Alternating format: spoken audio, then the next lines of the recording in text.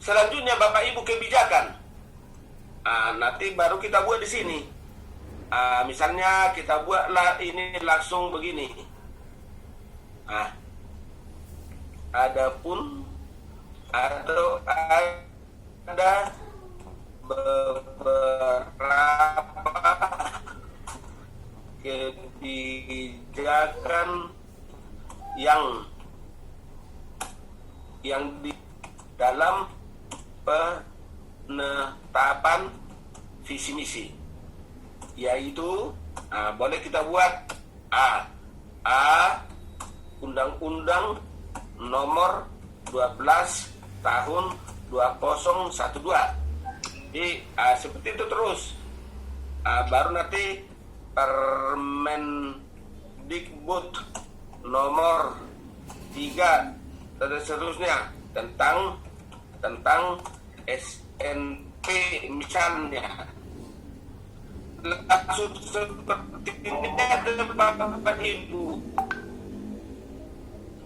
Begitu ini selesai,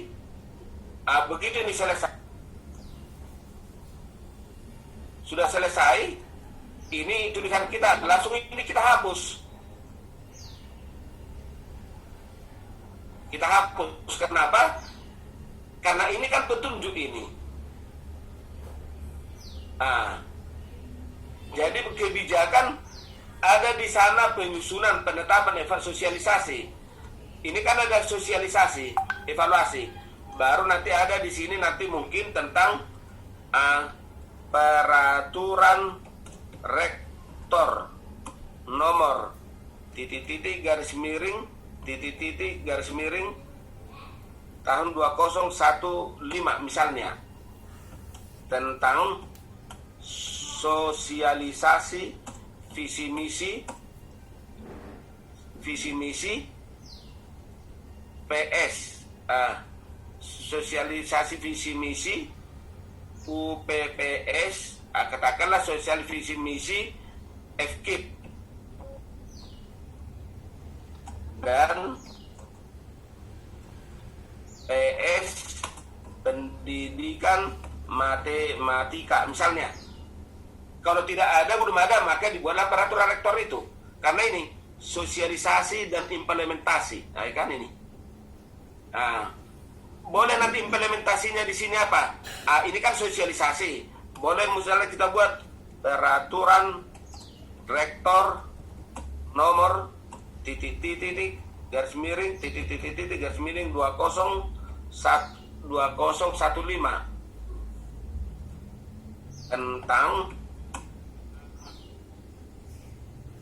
tentang penyusunan kurikulum PS sebagai implementasi visi misi, gitu kan, supaya nampak begini kebijakan ini. Jadi semua kita lihat apa saja kebijakan yang ada di sini. Ini kalau evaluasi dan sosialisasi ini kan ujungnya ini kan tingkat pemahaman. Jadi nanti di sini ini akan bermuara ke tingkat pemahaman. Muaranya ke sini nanti kebijakannya. Maka kalau ini muaranya adalah kurikulum. Jadi seperti itu Bapak Ibu ini.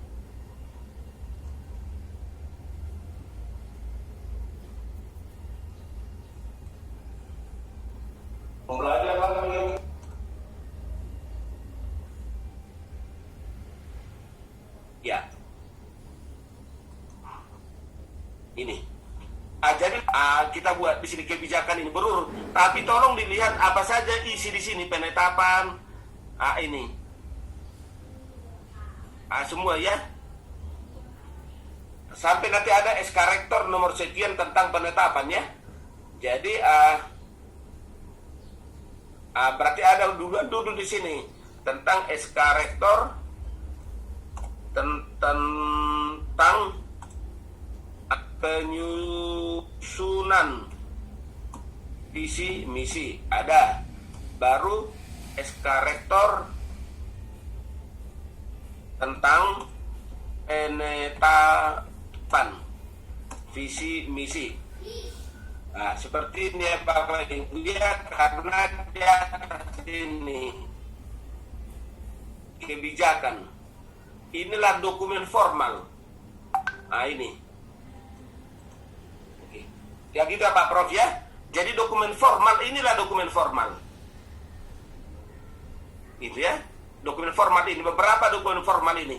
Jadi ketika kita nanti masuk ke kriteria kemahasiswaan, tidak akan mungkin kita pakai di situ SK Rektor tentang sosialisasi visi misi. Tidak mungkin. Ketika kita nanti menyusun kemahasiswa di kriteria kemahasiswaan, tidak ada lagi di situ SK Rektor tentang penyusunan visi misi, tidak ada di kebijakannya. Makanya saya bilang kebijakan itu adalah semua peraturan-peraturan yang mendasari kriteria itu.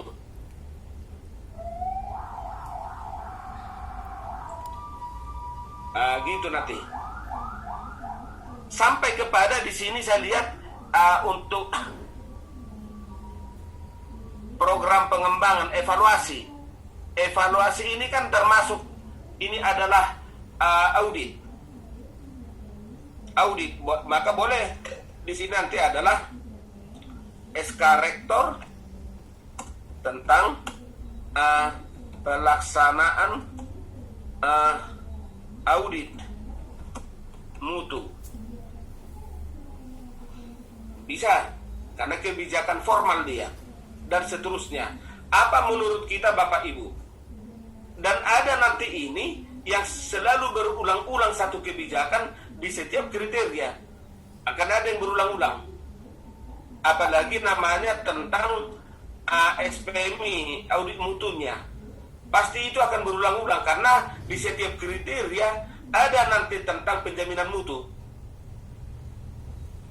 Jadi inilah tinjauan teori di bab 2 kalau ini seperti skripsi. Ini tadi latar belakangnya ini juga adalah bab 1. Ya, tetapi kita sudah melaporkan kegiatan di sini.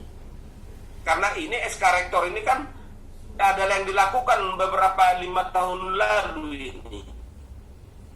Semua kegiatan ini, apalagi audit mutu ini boleh ini SK 2017 2018 boleh 2019.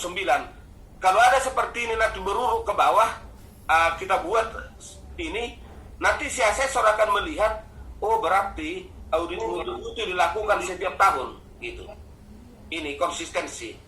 Karena ada tadi di rubrik penilaian konsistensi. Jadi meskipun kita tidak menuliskan kata konsistensi, tapi dengan adanya yang berulang, berkesinambungan seperti ini adalah kebijakannya selalu dilaksanakan secara konsisten. Itu maksudnya. Ini. Oke Bapak Ibu ya. Ini kebijakan. Strategi pencapaian visi misi. Bagian ini menjelaskan secara komprehensif strategi pencapaian visi misi. Jadi ini nanti seolah-olah ada dua ini. Ini dua paragraf. Adapun strategi yang telah digunakan untuk pencapaian misi-misi, ya kan? Karena strategi pencapaian, strategi itu kan cara, pencapaian adalah program, strategi yang disusun. Jadi kita rumuskanlah nanti apa strategi itu nanti kan ada di Renstra. Jadi ada sasaran dulu.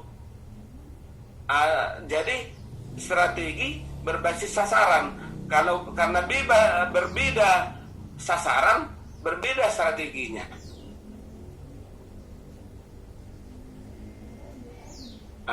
Jadi nanti ini para kedua bagian ini kasihkan.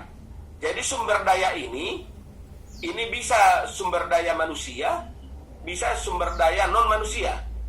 Sumber daya manusia itu adalah dosen, pegawai, mahasiswa, alumni, pengguna, ya kan?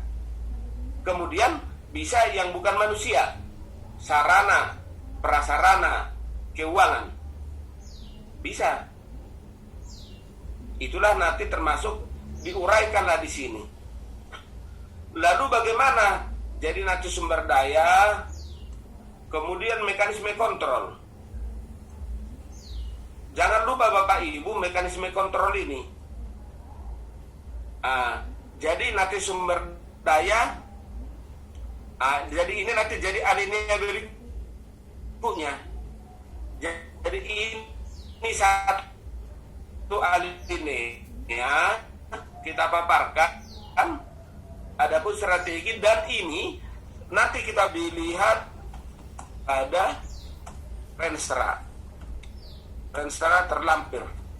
Jadi nanti uraian detail tentang strategi ini, sasaran, program, kegiatan dapat dilihat pada Renstra. Tadi kan di atas sudah ada lampiran Renstra. Maka di sini pun kita katakan detailnya dapat pada Renstra, karena ini hanya kita buat satu paragraf atau dua paragraf. Ini. Lalu sumber daya juga kita katakan begini. Adapun sumber daya yang dialokasikan ada dua jenis, yaitu sumber daya manusia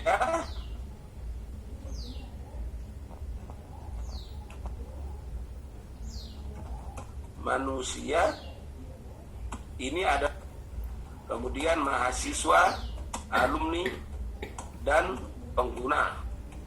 Kemudian nanti kita buat dan sarpras gini. Jadi ini nanti adalah satu alinea. Ini satu alinea dia. Ini kita uraikan nanti ini. Bisa kita tambahi narasinya ini. Sumber manusia dosen, ya kan? Apakah dosen itu sebagai tugas tambahan atau tugas utama sebagai pengajar? Boleh. Sebagai peneliti boleh. Kita tambahilah ini supaya jangan similar. Jadi ini adapun mekanisme kontrol yang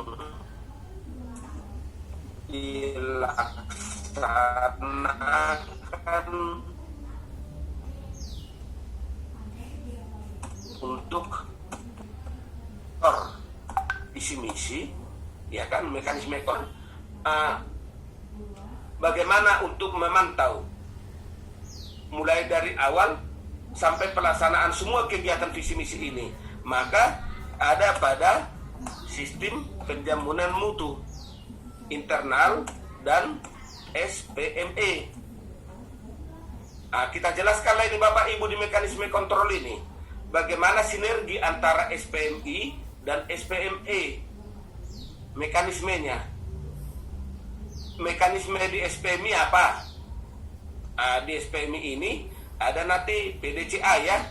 Jadi kalau nanti di SPMI kita buat untuk SPMI ada siklus PPP EPP ya.